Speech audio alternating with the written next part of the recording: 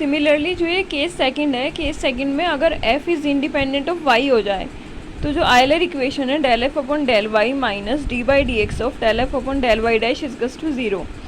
Euler equation में del F upon del Y तो zero हो जाएगा because f is independent of y, तो बचेगा क्या, D by D X of del F upon del Y dash इजकस to zero. और अगर किसी क्वांटिटी का डिफ्रेंसिएशन ज़ीरो होता है किसी वेरिएबल के रेस्पेक्ट में तो वो क्वांटिटी कांस्टेंट हो जाती है। तो यहाँ से हमने फाइंड किया del F upon del Y dash इजकस टू कांस्टेंट। तो बेसिकली ये हमारे पास आयलर इक्वेशन की एक फॉर्म आ गई है del F upon del Y dash इजकस टू कांस्टेंट। इसको हम जब यूज़ करेंगे जब हमारा जो फंक्शनल है एफ वो इंडिपेंडेंट ऑफ वाई गिवन होगा। अब नेक्स्ट केस है कि अगर हमारा functional F independent of Y dash दिया जाए, तो अगर इंडिपेंडेंट ऑफ वाई डैश दिया जाएगा तो del F upon del Y dash इजकस टू ज़ीरो हो जाएगा। तो ईलर इक्वेशन जो ऊपर लिखी है del F upon del Y minus D by D X of del F upon del Y dash इजकस टू ज़ीरो। जब हम इस ईलर इक्वेशन में del F upon del Y dash इजकस टू ज़ीरो रखेंगे तो हमारे पास क्या बचेगा, ये क्वांटिटी ज़ीरो हो जाएगी तो हमारे पास बचेगा del F upon del Y इजकस to zero.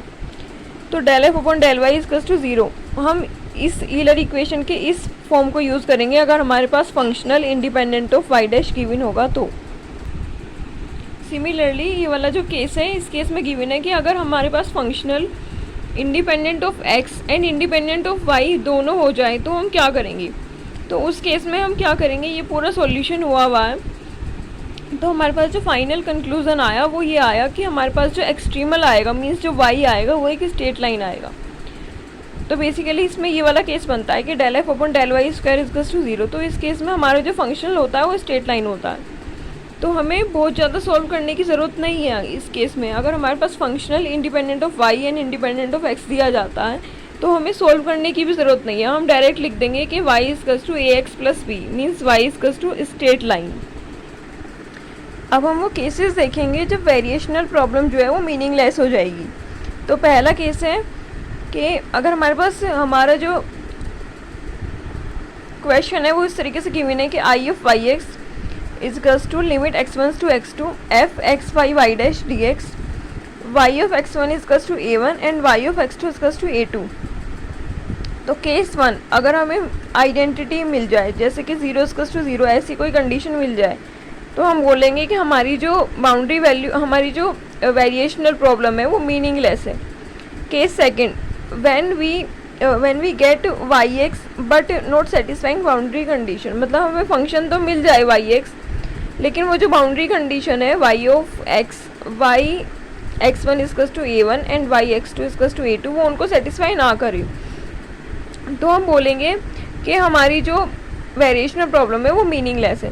Case third if F is independent of Y dash, अगर एफ वाई डैश से इंडिपेंडेंट हो तो हमें मिलता है कि del F upon del Y इजकस टू ज़ीरो। वो हमने अभी भी पढ़ा था कि ईलर इक्वेशन जो होती है वो होती है del F upon del Y minus D by D X of del F upon del Y dash इजकस टू ज़ीरो। तो अगर एफ इंडिपेंडेंट हो जाए वाई डैश से तो हो जाएगा del F upon del Y dash इजकस टू ज़ीरो। तो हमारी ईलर इक्वेशन क्या बच जाएगी, del F upon del Y इजकस टू ज़ीरो।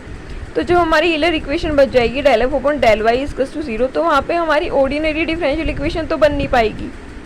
तो अगर हमारी ऑर्डिनरी डिफरेंशियल इक्वेशन नहीं बन पाएगी तो हम सॉल्व क्या करेंगे, हम तो ओडी सॉल्व करते हैं ना वेरिएशनल प्रॉब्लम में। तो उस केस में भी जो हमारा वेरिएशनल प्रॉब्लम है वो मीनिंगलेस हो जाएगी।